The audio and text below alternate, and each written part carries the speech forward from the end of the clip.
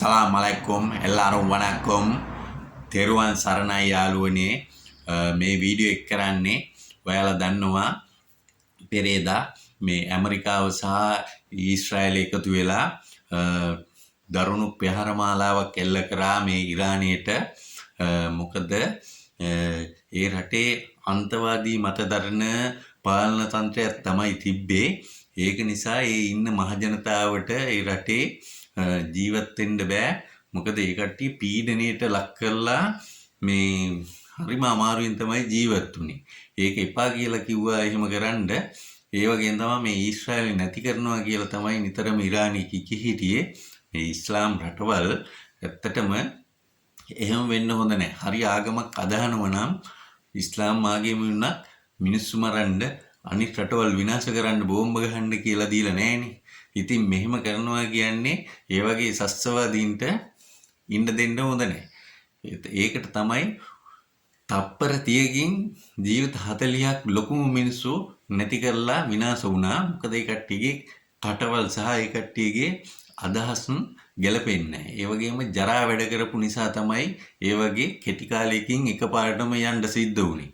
ඉතින් මම කියන්නේ මේ වගේ වැඩ කරන අයට ඇත්තටම ඉන්න ලැබෙන්නේ සෝබාදාමෙන්ම කොහෙන් හරි කමන්නේ හම්බෙනවා. ඉස්රායලෙයි ඇමරිකාවෙයි ඇත්තටම බෝම්බ ප්‍රහාරයක් එල්ල කරා.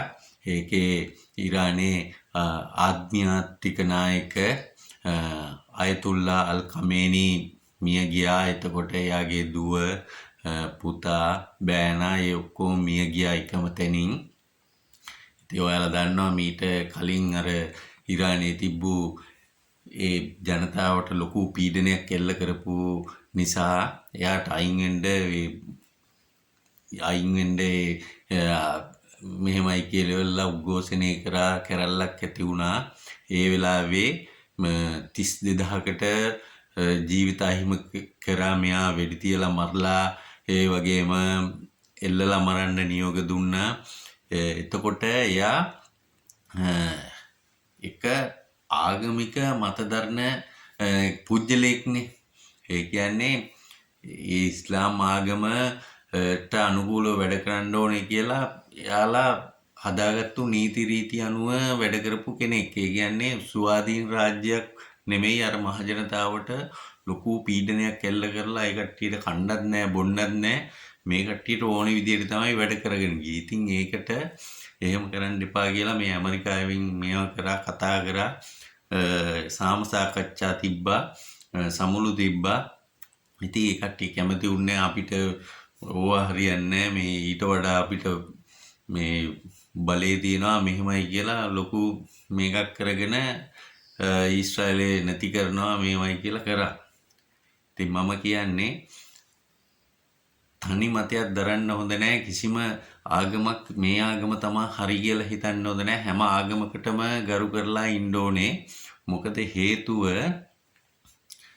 දැන් පේනවනේ ඒ කට්ටියගේ මතයට වැඩ කරන්න ගිහිල්ලා මොකද වෙලා තියෙන්නේ කියලා මුළු ඉරානෙම දැන් ඉවරනේ. අර අහිංසක මිනිස්සු කොච්චර දුක් විඳිනවද, තුවාල වෙනවා, මැරෙනවා, මෙයා වෙනවා. ඉතින් තප්පර 30කින් ඉන්න ලොකුම කට්ටිය 40ක් එකතැනම ඉවර වුණා.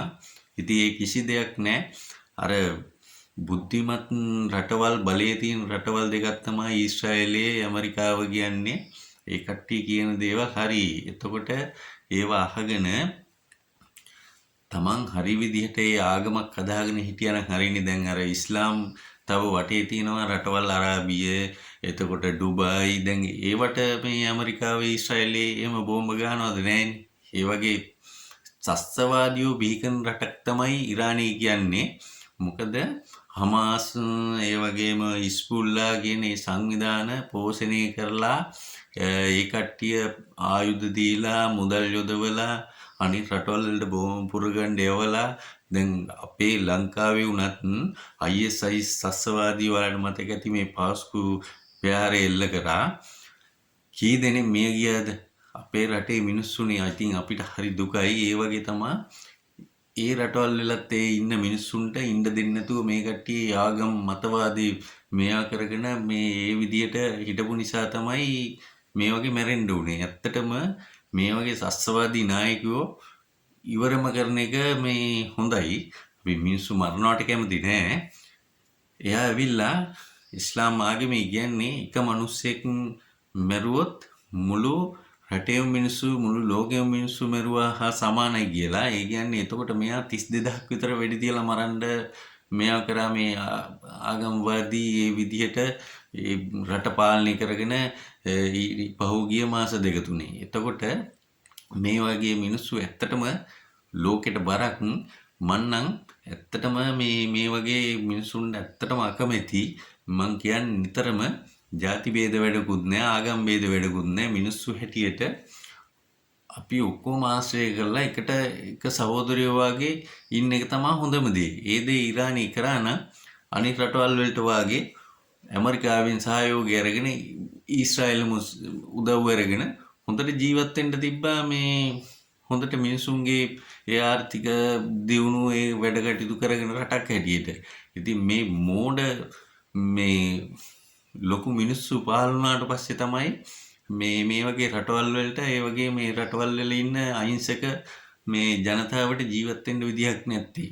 ඉතින් මේවා ඇත්තටම හොඳ පාඩම් අපේ ශ්‍රී ලංකාවට උනත් මේ ಜಾති ભેද ආගම් ભેද තියාගන්න නැතුව සහෝදරයෝ වගේ ජීවත් වෙන්න ඕනේ.